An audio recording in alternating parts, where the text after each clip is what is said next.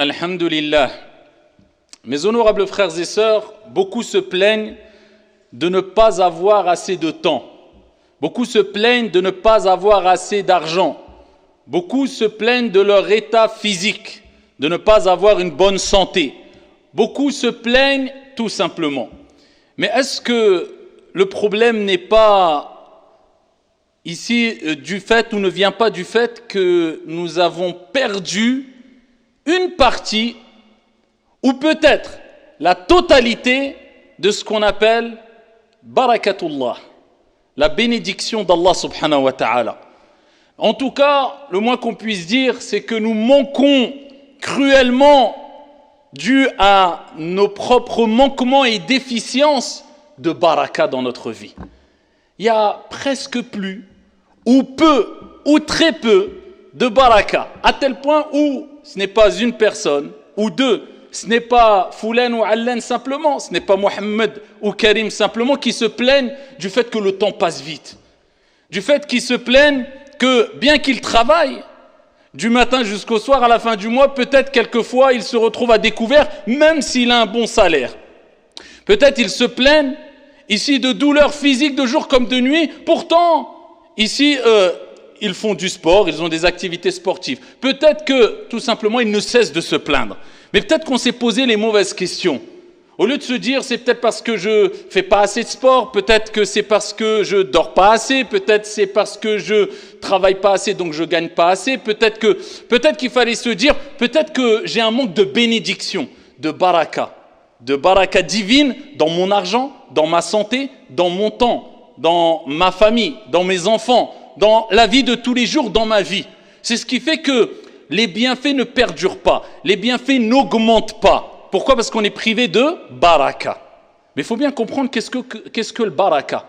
La baraka, c'est ce qu'on peut traduire en général par la bénédiction. Mais le sens du terme el baraka, c'est az-ziyada, c'est l'ajout, c'est l'augmentation et la stabilité. C'est ça son sens. C'est-à-dire quand Dieu bénit ton argent, eh bien il y aura une certaine stabilité dans la quantité d'argent que tu as. Et plus que cela, une augmentation. En d'autres termes, eh bien, avec le peu d'argent que tu auras, tu pourras faire plein de choses. Avec le peu d'argent que tu as, eh bien, dans tous les cas, tu le ressentiras, tu sentiras. Tu pourras faire plein de choses avec cet argent-là. On dit que c'est de l'argent qui est béni parce qu'il a une source licite, parce que tu as cherché à acquérir cet argent de manière halal, licite. Et à côté, tu as des actions qui satisfont et qui ont satisfait ton Seigneur Tabaraka wa Ta'ala, qui a fait que Dieu a béni ton argent. Il y a des gens, voilà, il pèse pas 100 kilos, c'est pas 100 kilos de muscles, hein.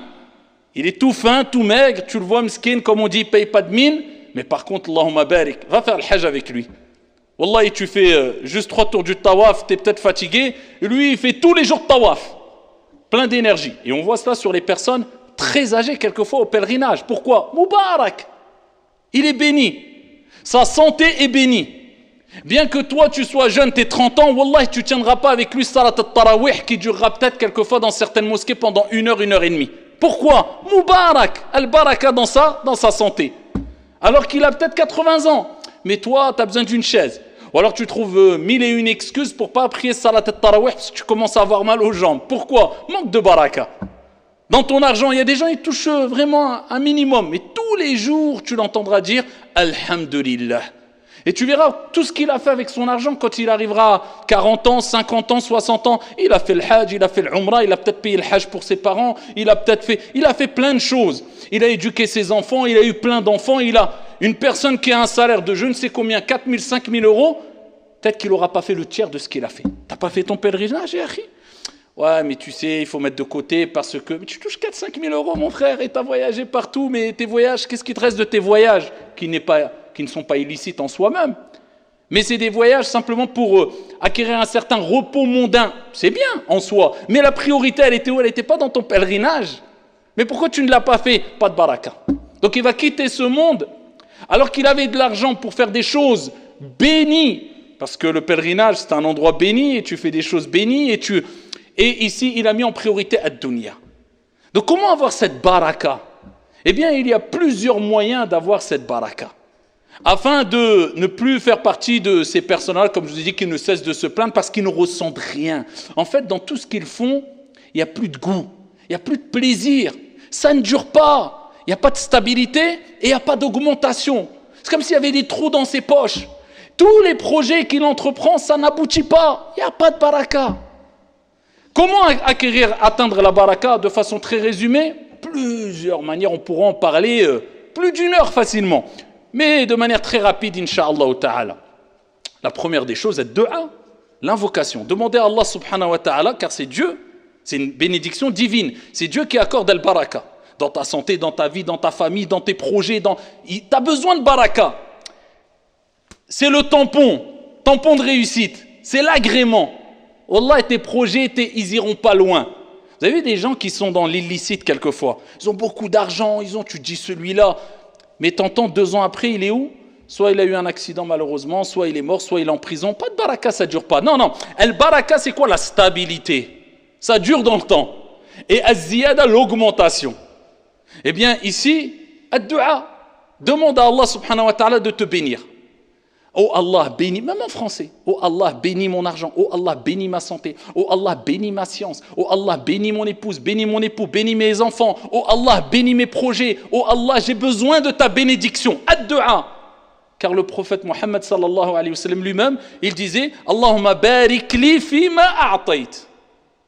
Oh Allah, bénis ce que tu m'as accordé. Donc si le prophète disait cela, qui lui-même, le prophète al-Rasoul Mubarak, le prophète il est béni. Même sa main était bénie, sa sueur était bénie. Le prophète alayhi salatu wa sallam, ce qui touchait quelquefois, eh bien c'était ici une bénédiction. Eh bien, ici le prophète lui-même disait Allahumma barik li fima a'tayt. Donc tu demandes à Allah subhanahu wa ta'ala ad-du'a. Et Isa alayhi salam, Jésus lui-même, il dit, regardez, wa ja'alani, et Allah a fait de moi une personne mubarak, bénie où que je sois. Donc demande à Allah Azza wa Jal de faire de toi une cause de bénédiction. C'est quoi une cause de bénédiction? Les gens bénis, ce sont des gens qui sont utiles. Où qu'ils aillent, subhanallah, il y a quelque chose. C'est pour ça qu'il faut fréquenter les gens bénis. C'est-à-dire les gens pieux, les gens qui aiment Dieu, les gens qui... C'est bien de les fréquenter beaucoup.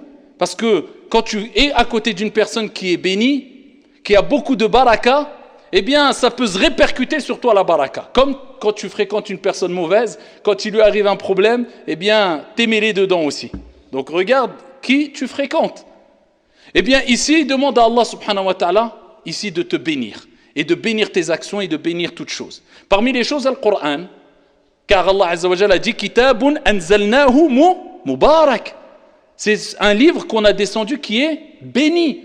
Donc, ici, c'est une source de bénédiction, c'est-à-dire une source de bénédiction. Eh bien, en lisant le Coran, tu vas acquérir une bénédiction dans ta journée, dans tes activités. Donc, c'est pour ça que c'est bien de lire le Coran tous les jours, pour se rapprocher de Dieu et pour que ça soit une source de bénédiction. Des gens ne lisent jamais le Coran. Ensuite, ils se disent, j'ai pas de baraka dans ma vie. Tu lis le Coran? Non, kitabun anzalnahu mubarak. Tu t'es éloigné de le baraka. La lecture du Coran. Le matin, salat al-fajr. Si tu ne pries pas salat al-fajr à l'heure, si tu ne commences pas ta journée avec Bismillah, au nom d'Allah, ici c'est une image, as-salah, en mentionnant le nom d'Allah, comment veux-tu avoir la bénédiction d'Allah subhanahu wa ta'ala dans ta journée? Alors que le prophète alayhi salatu wa salam, regardez ce qu'il dit dans le Sahih, Allah subhanahu wa ta'ala, il a béni pour ma communauté, le prophète alayhi salatu wa salam, il dit, Allah a béni pour ma communauté le matin, la matinée. Pour ça, ce que tu fais le matin, tu ne le feras pas l'après-midi. Pourquoi? Le matin est béni. Et pour commencer ta journée, et que ta journée soit bénie, commence par le nom d'Allah, à savoir, as-salah. As-salatu khayrun min an-nawm. La baraka est dans salat al-fajr. Tu commences ta journée. Avant d'entamer ta journée, tu fais quoi? Tu pries. Avant de manger, tu fais quoi? Tu dis Bismillah. Avant d'entreprendre une chose, eh bien, cette chose doit être précédée par le nom d'Allah. Par une ibada. Pour que ta journée, pour que ta nourriture, pour que ton projet soit béni. Parmi les choses aussi qu'on peut citer, on peut en citer plusieurs des choses, eh bien, il y a aussi le fait d'être honnête et droit. Le prophète alayhi sallam fi Sahih Muslim, il nous dit que quand il y a deux personnes qui ont une transaction, une affaire, eh bien ici, s'ils ont été véridiques, et s'ils n'ont rien caché de leurs marchandises, ils ont tout dévoilé, Allah bénira leurs transactions. L'affaire sera bénie. Par contre, s'ils ont menti et s'ils ont caché des choses, eh bien Allah ôtera la bénédiction de cette affaire-là. Vous voyez, la baraka, elle est où? Dans l'honnêteté. La baraka, elle est où? Loin de la tromperie. La baraka, elle est où? Dans le fait de satisfaire Allah subhanahu wa ta'ala. Et t'as la baraka. C'est-à-dire que tu vas vivre heureux, serein, apaisé. L'argent halal, pas l'argent haram, rapporté par Al-Bukhari. Le prophète sallallahu alayhi wa sallam a dit, toute personne qui gagne de l'argent halal de manière licite, Allah va bénir son argent. Et toute personne qui gagnera son argent de manière haram, illicite, Allah ôtera la bénédiction. Et il sera comment? Regardez l'image qu'a donné le prophète alayhi salatu wa sallam. Dit celui qui gagne de l'argent illicite, il ne sera jamais rassasié. Comme celui qui mange sans être rassasié.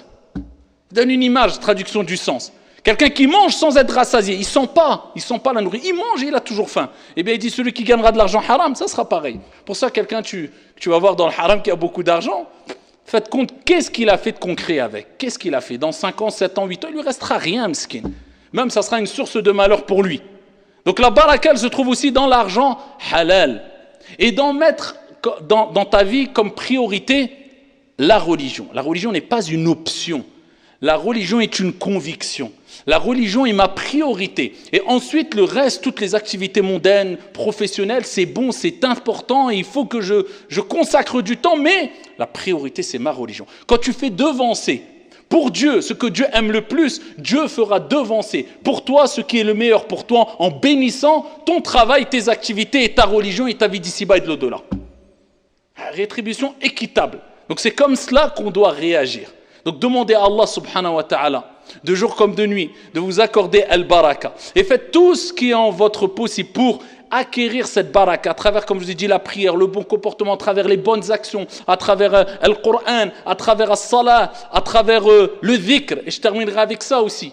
Le dhikr, vous savez, vous connaissez le hadith de Fatima radiyallahu anha wa ardaha, fille du prophète, alayhi salatu wassalam, qui est venue voir le prophète, elle a dit à Rasulallah, est-ce qu'elle a demandé de l'aide, une servante pour l'aider dans ses tâches, dans ses activités, parce que voilà, les tâches et les activités à l'époque, ce n'était pas comme aujourd'hui. Hein. Tu prends l'aspirateur, tu as juste à passer l'aspirateur sur le tapis, tu veux de l'eau, non, tu ne vas pas porter des seaux et faire des mètres, voire des kilomètres pour aller prendre de l'eau, non, c'était très difficile.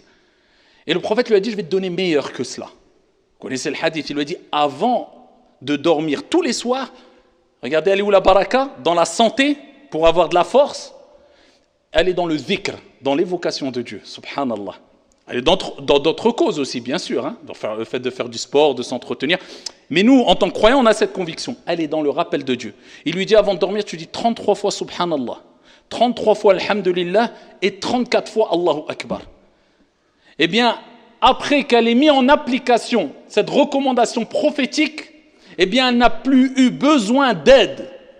Alhamdulillah. Elle a eu une bénédiction telle que, eh bien, elle se suffisait d'elle-même. Elle n'avait plus besoin d'aide pour ses tâches ménagères et elle avait une facilité. Ça, c'est un conseil qu'on a à donner pour les hommes et pour les femmes, et particulièrement les femmes qui se plaignent quelquefois en disant « j'ai trop de tâches, de responsabilités à la maison, les enfants, etc. » Eh bien, est-ce que tu as béni ta journée? Est-ce que tu as fait les causes pour que ta journée soit bénie? Est-ce que tu as fait du dhikr? Est-ce que tu as commencé par la prière à l'heure? Est-ce que tu as fait tes invocations du matin? Est-ce que tu as fait tes invocations du soir? Est-ce que tu as lu le Coran en priorité pour qu'il y ait une bénédiction dans ta journée? Si la réponse est oui, eh bien t'inquiète pas, ça va se faciliter pour toi. Les choses vont s'arranger. Si la réponse est non, eh bien c'est de ta faute. Tu as cherché où il ne fallait pas chercher l'aide et l'assistance et la force physique. Eh bien, Ali ibn Abi Talib, son mari, il a dit depuis ce jour-là, je n'ai plus jamais délaissé cette invocation. Ali ibn Abi Talib radiyallahu anhu wa arda. Et pour terminer, et là je termine vraiment, n'oubliez pas, c'est taqwallahi tabaraka wa ta'ala qui est très important, à savoir s'éloigner des péchés et obéir à Allah au maximum. Plus tu obéiras à Allah, plus ta vie sera bénie. C'est pour ça qu'Allah dit dans le Coran وَلَوْ أَنَّ أَهْلَ الْقُرَىٰ آمَنُوا وَاتَّقَوْا لَفَتَحْنَا عَلَيْهِمْ بَرَكَاتٍ مِنَ السَّمَاءِ وَالْأَرْضِ وَلَكِنْ كَذَّبُوا. Allah a dit, si les habitants des cités avaient cru et étaient pieux, avaient adoré Allah, avaient obéi, nous aurions certainement ouvert pour eux les bénédictions du ciel et de la terre. Mais ils ont démenti, alors on les a saisis pour ce qu'ils avaient acquis. Donc la baraka elle est dans l'obéissance d'Allah subhanahu wa ta'ala. Wallahu ta'ala a'la wa a'lam wa ahkam.